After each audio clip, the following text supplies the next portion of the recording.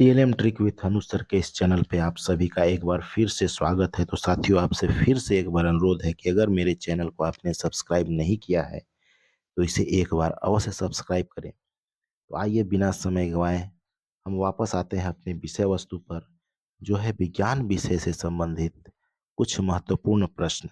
तो आइए देखते हैं आज कौन सा पाठ है और उसमें कौन कौन से महत्वपूर्ण प्रश्न हैं।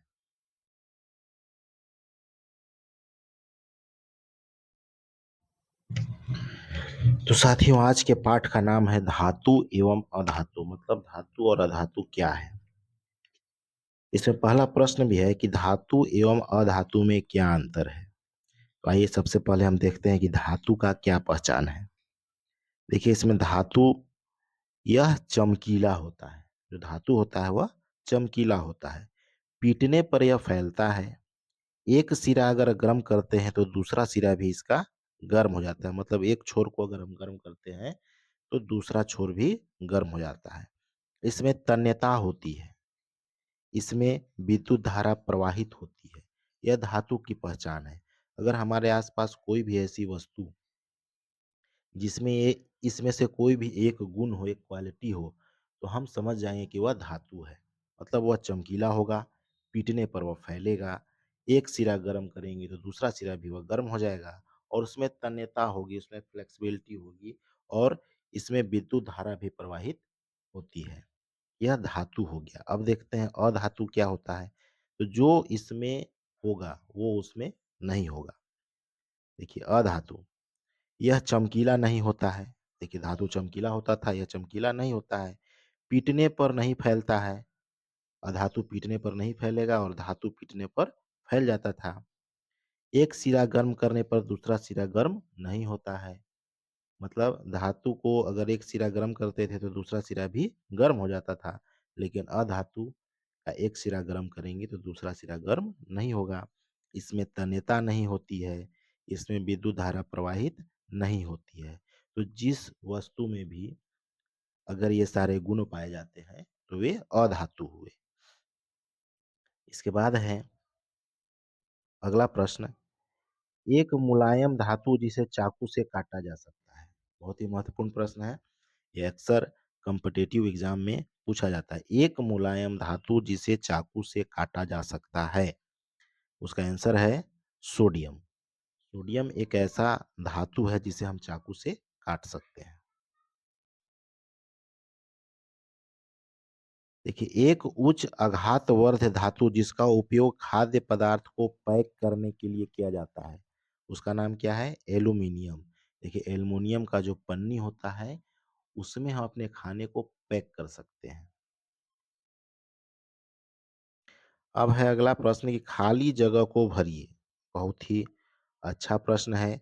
खाली जगह को भरने वाला, इसमें हम भरेंगे खाली जगह को। देखिए, पहला है इसमें कि ग्रेफाइट का उपयोग खाली जगह, इसके बाद है के लीड बनाने में किया जाता है। तो आप सभी को बताना है कि इस खाली जगह में क्या फिलअप होगा? ग्रेफाइट का उपयोग। इसके खाली जगह में आएगा विद्युत परिपथ का जो पेंसिल होता है। तो विद्युत परिपथ पेंसिल के लीड बनाने में किया जाता है ग्रेफाइट का उपयोग। दूसरा है क्लोरीन एक अधातु है जिसका उपयोग डैश डैश डैश को शुद्ध करने में किया जाता है। तो क्लोरीन का उपयोग किस चीज को शुद्ध करने में किया जाता है? तो इस खाली जगह में फिलअप होगा जल। क्लोरीन को हम जल को शुद्ध करने में फिलअप कर सकते हैं। अगला है एक धातु जो द्रव के रूप में होता है। खाली जगह। तो एक धातु जो द्रव के रूप में होता है, उस खाली जगह पर आएगा पारा। पारा जो है द्रव के रूप में भी होता है। एक अधातु जो कठोर होता है, वह कौन सा धातु है जो कठोर होगा? तो वह होगा हीरा। हीरा एक ऐसा अधातु है जो कि कठोर होता है। अगला प्रश्न है, बिजली के तार बनाने हेतु तांबे को सबसे उपयुक्त क्यों माना जाता है? आप सभी को इसका जवाब मालूम होगा। देखिए, धातुएं विद्युत की अच्छी चालक चालक होती हैं। यही कारण है कि बिजली की तारें तांबे जैसी धातुओं से बनाई जाती हैं। तो बिजली का तार तांबे से इसलिए बनाया जाता है कि तांबा जो है वह विद्युत की अच्छी चालक है। अगला प्रश्न, धातु एवं अधातु के तीन तीन उपयोग लिखिए। मतलब धातु के क्या उपयोग है हमारे दैनिक जीवन में और अधातु के क्या उपयोग है हमारे दैनिक जीवन में। तो आइए सबसे पहले हम देखते हैं धातु के तीन उपयोग। देखिए धातु के तीन उपयोग हैं, विद्युत तार का निर्माण उसमें कर सकते हैं, मकान एवं पुल निर्माण कर सकते हैं, खाद्य पदार्थों को ढकने के लिए हम इसका उपयोग कर सकते हैं। इसके बाद हम देखते हैं अधातु के तीन उपयोग। पहला है हाइड्रोजन का वनस्पति तेल के उत्पादन में उपयोग, दूसरा है नाइट्रोजन का भोजन संरक्षण में उपयोग और तीसरा है क्लोरीन का जल शुद्धिकरण में उपयोग। इसके बाद अगला प्रश्न है, क्या होता है जब हाइड्रोक्लोरिक अम्ल में जिंक का टुकड़ा डाला जाता है। क्या होता है जब हाइड्रोक्लोरिक अम्ल में जिंक का टुकड़ा डाला जाता है। देखिए विस्तृत जवाब है इसका,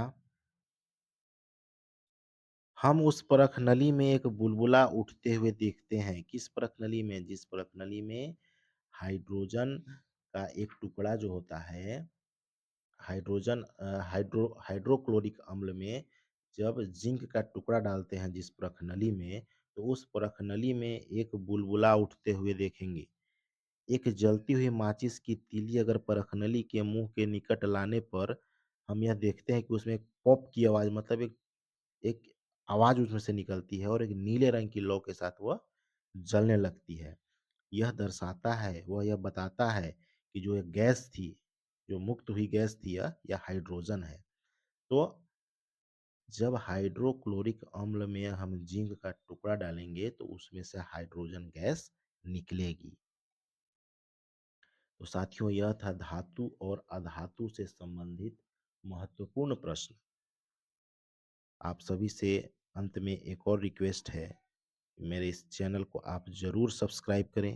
मेरे चैनल का नाम है TLM trick with Anuj sir.